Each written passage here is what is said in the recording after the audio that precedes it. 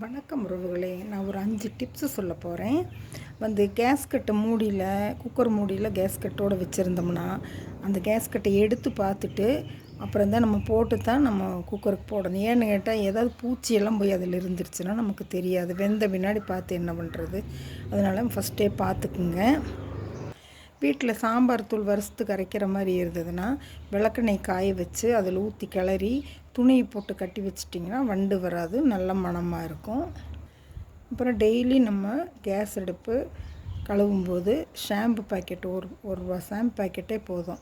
அது கொஞ்சம் எடுத்து அதை நல்லா அதில் தேய்ச்சி விட்டு கழுவுனோம்னா நல்லா பளபளன்னு ஸ்டவ் இருக்கும். தீபம் போடும்போது பஞ்சுத்திரியை முன்னாடி நல்லா நசுக்கி விட்டு நல்லா திரிச்சு விட்டு எண்ணெய் தொட்டு பற்ற வைக்கலாம். நெய்யோ எண்ணெயோ தொட்டு பற்ற வைக்கலாம். மழை வரும்போது எங்கள் அம்மாவெல்லாம் பார்த்திங்கன்னா பலகைக்கடியில் பலகை போட்டு ஜாமான் வச்சுருப்பாங்க. அதுக்கடியில் உட்காந்து இடி இடிச்சிச்சுன்னா என்ன சொல்லுவாங்க தெரியுங்களா? அரியர்ச்சனான்னு சொல்லுவாங்க. அது எதுக்குன்னா அர்ச்சனா அப்படின்னு சொல்லும்போது காது செவி விரிஞ்சு மூடிக்குமாம்மா. இடி விழுந்தாங்கூட காது செவிடாகாது அப்படின்னு பெரியவங்க சொல்லியிருக்காங்க. குழந்தைகளுக்கு, சின்ன குழந்தைகளுக்கு துணி போடும்போது பார்த்திங்கன்னா அயன் பண்ணி போட மாட்டாங்க பெரியவங்கள்லாம். ஏன்னு கேட்டால் அந்த துணியை நல்லா கசக்கிட்டு தான் போடுவாங்க. நம்ம என்ன இப்படி பண்ணுறாங்கன்னு நம்ம நினச்சிருப்போம்.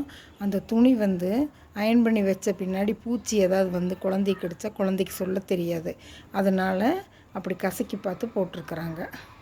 கார்த்திகை தீபம் இப்போ வருது இல்லைங்களா? திருக்கார்த்திகை தீபம் வச்ச பின்னாடி அதில் ஒரு விறகடுப்பில் கட்டையெல்லாம் போட்டு தணல் பண்ணி அதில் அந்த தீபத்தை போட்டு சுட்டு எடுத்து வச்சிட்டிங்கன்னா அது அடுத்த வருஷம் புது விளக்கு மாதிரி ஆயிக்கும், எண்ணெய் பசியும் போயிடும். முடிந்த வரைக்கும் நம்ம 1 ஸ்பூன் ஊற்றினாலும் போது மாட்டு நெய் ஊற்றி தீபம் பற்ற வைக்கலாம். நல்லெண்ணெய் வாங்கி பற்ற வைக்கலாம். தீப எண்ணெய்ன்ட்டு விளக்கமையாக வாங்கி நம்ம பற்ற வைக்க வேண்டியதில்லை.